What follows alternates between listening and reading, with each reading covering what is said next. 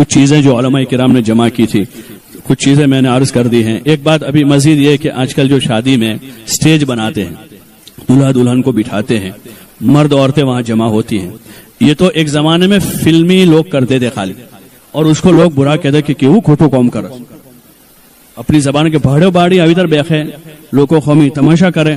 تو ایسا لوگ کہتے تھے, اور ایسا کہنے والی ابھی بھی موجود ہیں کہ کتنی بے حیائی ہے.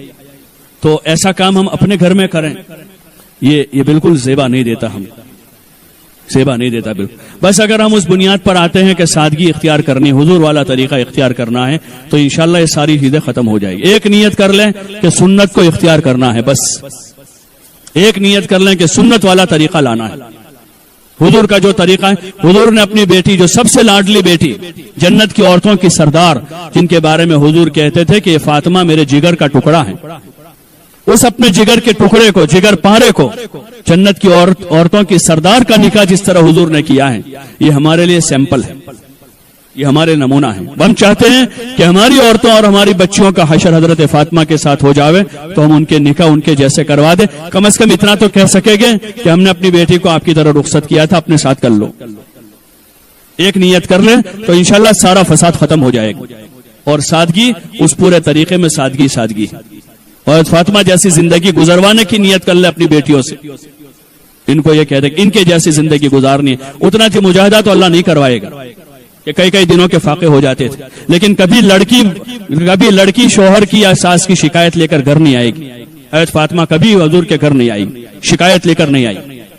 ایک مرتبہ حضرت علی ناراض ہو کر چلے گئے, کوئی بات ہوئی تو ان کو ناراضگی ہو گئی, وہ گھر سے چلے گئے, مسجد میں جا کے زمین پر لیٹ گئے. حضور علیہ السلام اچھا خود خسر گئے, داماد کو سمجھا کے لے جا کے ان کا جھگڑا ختم کر دیا کہ جاؤ محبت سے رہو, مسئلہ ختم ہو گیا. کیونکہ خسر نے وہ رول ادا کیا جو ان کو کرنا تھا. ہمارے تو لڑکی آئی شکایت لے کر تو خسر داماد کو گالیاں دیتا ہے اس کو فون کر کے, تو محبت بڑھے گی کہ گھٹے گی, جھگڑا بڑھے گا کہ گھٹے گا. حضور علیہ السلام والا رول ادا کریں اور اپنی بچیوں کو اس ترتیب پر لاؤ. نکاح میں وہی نیت کر لیں کہ انشاءاللہ ہم اپنی بیٹیوں کے نکاح حضرت فاطمہ والے طریقے پر کر دیں گے. تو انشاءاللہ مسئلہ آسان ہے, غریب کے لیے بھی آسان ہے, مالدار کے لیے بھی آسان, ابھی بھی آسان ہے, ہماری آئندہ نسلوں کے لیے بھی آسان ہے. کوئی مسئلہ گھر میں ہوا ہے تو اس طریقے پر لاوے. بلکہ یہ اسٹیج تو بہت دور کی بات ہے, ہمارے گھر کے آگے منڈپ بندھے وہ بھی ہمارے لیے زیبا نہیں ہے.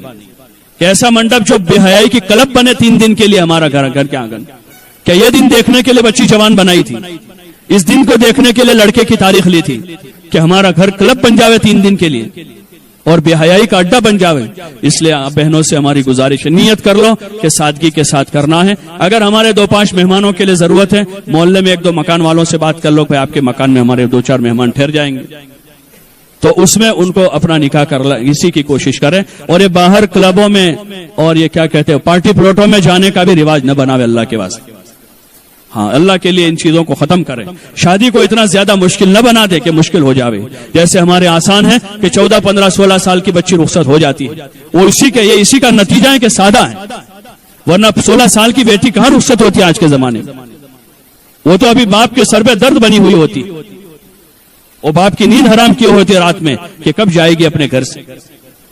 اور اللہ نے فضل فرمایا ہمارے اوپر یہ کہ ابھی تک شادیاں آسان ہو رہی ہیں, زیادہ لمبی عمر نہیں ہو جاتی لڑکیوں کی. وہ اسی وجہ سے ہے کہ پرانے سادہ طریقوں میں ہم محفوظ ہیں.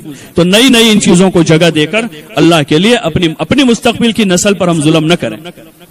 اور یہ نیت کر لیں کہ انشاءاللہ حضور علیہ السلام والے مبارک طریقے پر ہم حضرت فاطمہ, حضرت عائشہ کا نکاح کیسے ہو گیا سادگی سے, اور کیسے سادگی سے رخصتی ہو گئی, اور کیسی برکت ہوئی ان کے نکاحوں میں.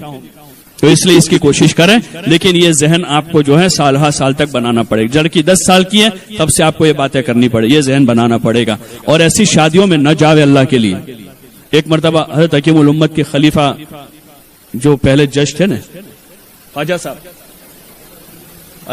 خواجہ عزیز الحسن صاحب رحمۃ اللہ علیہ, تو وہ پہلے بڑی پوسٹ پر تھے, شاید کلیکٹر کی پوسٹ پر تھے اس زمانے میں. تو ان کا وہ ایک کلرک تھا ان کے وہاں, وہ کلرک کے وہاں شادی تھی, تو کلرک نے ان کو دعوت دی شادی کی. تو انہوں نے سوچا کہ اگر نہیں جاؤں گا تو کہے گا کہ میں حقیر فقیر آدمی ہوں, بڑے آدمی, اس لیے میرے گھر شادی میں نہیں آئے. اور اس نے بیوی کے ساتھ جانے کی دعوت دی تھی, تو اس کا دل رکھنے کے لیے اپنی بیوی کو لے کر چلے گئے. شادی میں سے واپس آئے تو ان کی بیوی منہ چڑھا کے گھر میں بیٹھی. یہ تعجب میں پڑ گئے. پوچھا کہ کیا وجہ بھائی, کیا ہوا, کیا ناراضگی ہے؟ تو کہنے لگی کہ وہ تمہارا کلرک اور اس کے گھر میں تو یہ چیزیں اور اس کی بیوی کے پاس ایسے کپڑے, اور تم کلیکٹر ہو کر مجھے سارا نہیں دلاتے ہو. تو ایک جگہ ہماری بچی شادی میں جا رہے ہیں کہ میری سہیلی ہیں, ہماری رشتہ دار ہیں, اب وہاں وہ سارا تماشا دیکھ کر آ رہی ہے, اس کے دل میں وہ جذبے بن رہے ہیں ابھی سے. آپ کی بہو جا رہی ہے, وہ وہاں سارا تماشا دیکھ کر آ رہی ہے. ایسی شادیوں میں شریک نہ ہو. ایسے رشتہ داروں سے ہاتھ جوڑ کے معذرت کر دیں, ان کو 500 کے بجائے 1,000 روپے کا ہدیہ بھیج دیں. 500 دینے کے تھے, 1000 بھیج دیں, لیکن ایسی شادیوں میں شریک نہ ہو. ایسی شادیوں میں جانا جو ہے وہ گناہ کے علاوہ کچھ نہیں ہے, اللہ کو ناراض کرنے کے علاوہ کچھ نہیں ہے. چاہے وہ سکی بہن کیوں نہ ہو.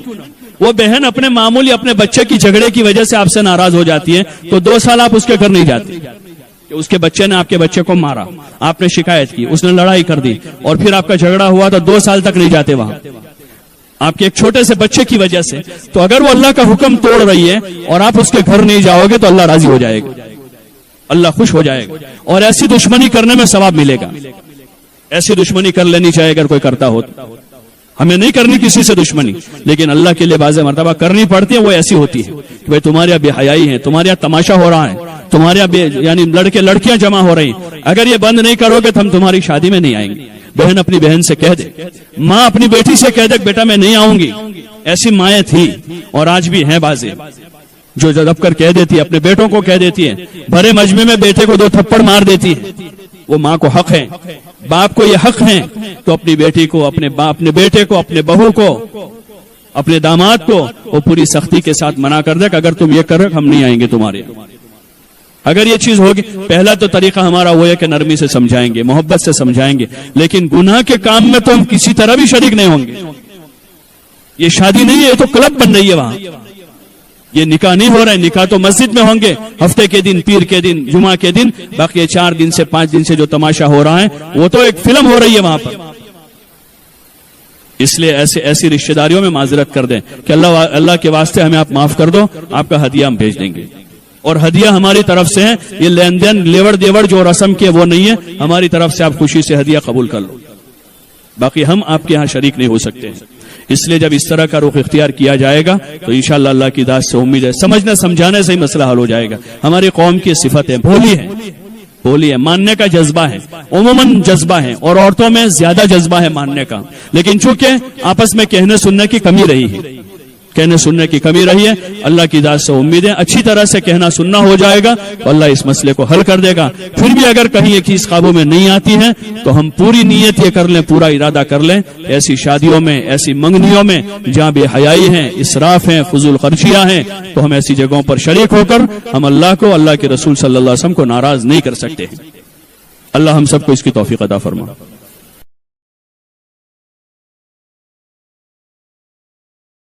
کچھ چیزیں جو علماء کرام نے جمع کی تھی